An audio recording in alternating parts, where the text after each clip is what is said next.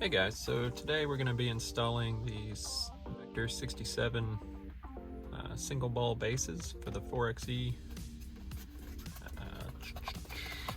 Yeah, they make them for the 4xe now. Since we have this charger indicator here, we can't use the normal ones. So first you'll just pull out this little rubber mat, and then one's going to go here. You just take out that screw. One's going to go on this side, and again you just take out the screw.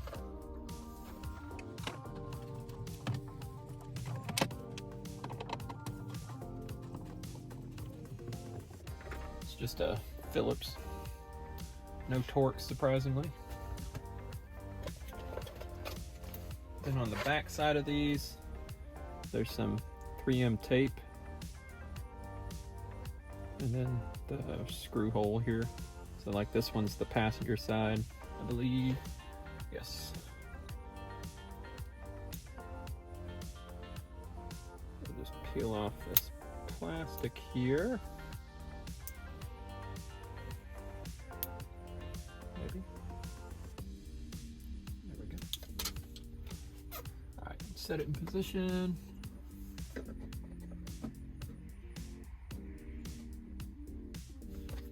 Go ahead and get a screw in there, make sure it's lined up before you really press it down.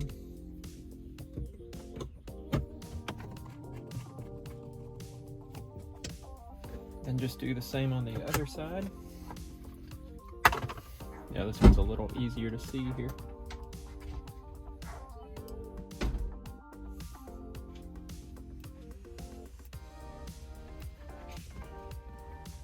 Easier to see, harder to get off apparently. All right.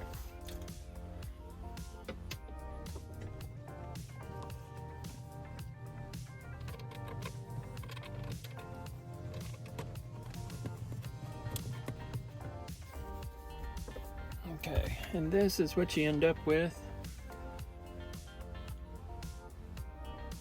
You just kind of slide in there, and then you can buy all sorts of little accessories that mount to those balls. I'll show you what I got here real quick. All right, so what I bought was the mag mount G3 and then the small carbon fiber arm. And basically here's this top piece here is the mag mount, and then your small arm. I've also got this that's left over from my JK. That's just a mini arm, and then an old school spring style phone holder. So we're gonna see how well this mini arm works with this position. Okay, so just the difference between the small arm and the mini arm. This is the small arm, this is the mini arm.